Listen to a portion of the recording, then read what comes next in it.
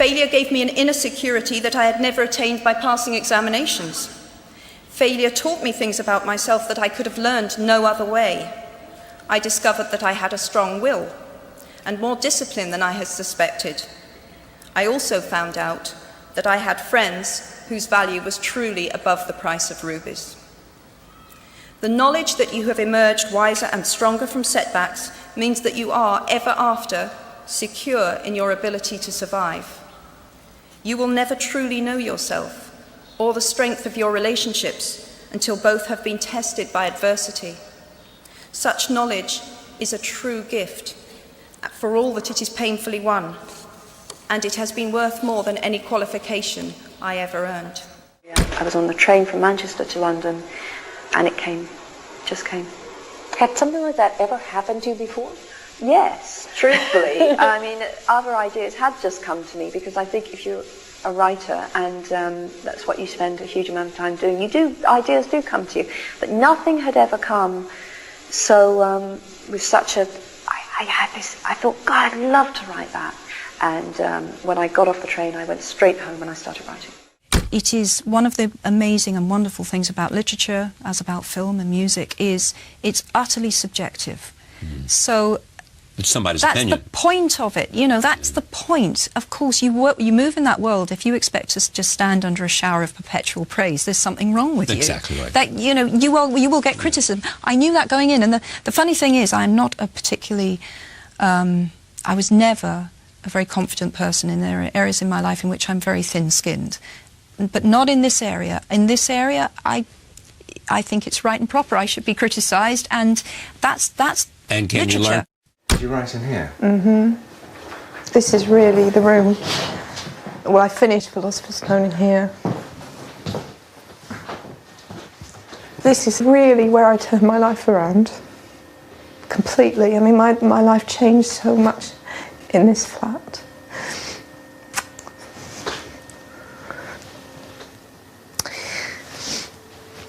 I feel I really became myself here, in that everything was stripped away. I'd made such a mess of things, but that was freeing.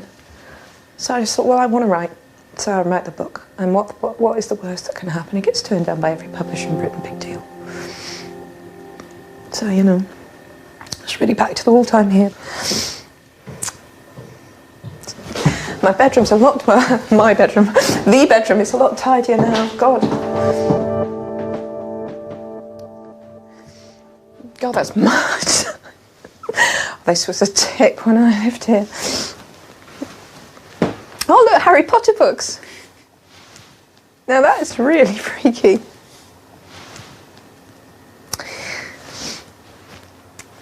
And for years now, I felt like if it all disappeared, and some days I do feel like, is it real?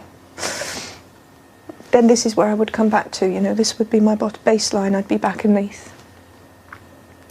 And obviously, if I'd known that 10 years, well, what was it? Yeah, 10 years on, I'd come back here with a film crew, and there would be my published books in someone else's bookcase in this room.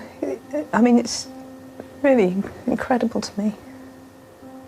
It really, I mean, yes.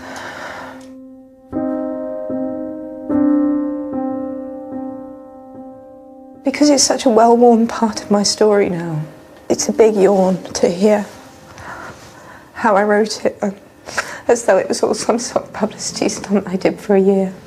But it was my life, and it was very hard. And I didn't know there was going to be this fairy tale resolution. And coming back here is just full of ghosts. I remember once, and it was like well, I'm going to call it a flash of clairvoyance now. Obviously, if it hadn't come true, it would just be some random crazy thought I'd had. But I do remember one day, writing Philosopher's Stone, I was walking away from the cafe where I'd been working. Philosopher's Stone, which became Sorcerer's Stone, exactly. So that's the first novel. And I had this moment where I suddenly thought, it was like another voice speaking to me, and the voice said, the difficult thing's going to be to get published. If it's published, it will be huge. Wow. And that is exactly what it was. So there was some hint that the voice had said to you?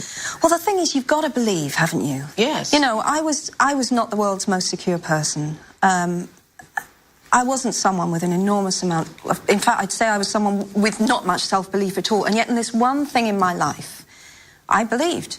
That was the one thing in my life. I felt I can tell a story. There's always trepidation. I mean, I think that people might be surprised to know that I felt trepidation every time I produced a Potter book.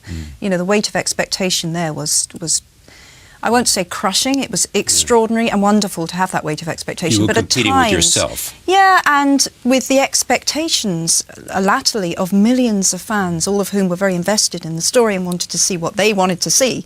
And I knew where I was going, and I had to put on mental blinkers a lot and just think, I know where I'm going, I must not be influenced by this. Given a time turner, I would tell my 21-year-old self that personal happiness lies in knowing that life is not a checklist of acquisition or achievement. Your qualifications, your CV, are not your life, though you will meet many people of my age and older who confuse the two.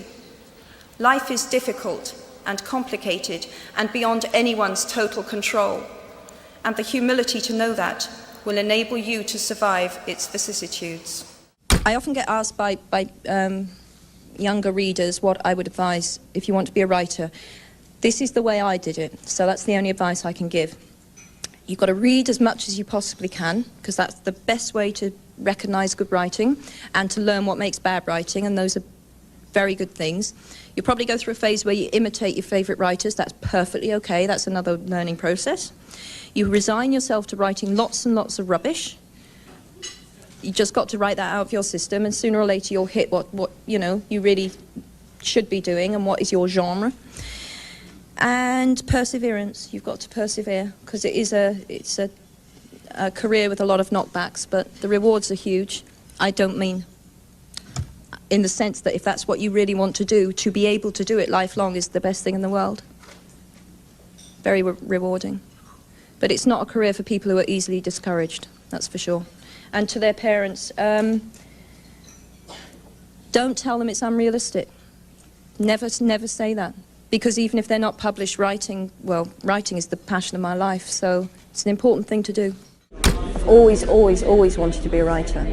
And obviously, you want to be a writer, you dream of supporting yourself through writing, definitely. But it is a bit of both, because I was very much aware that children's books, you do not...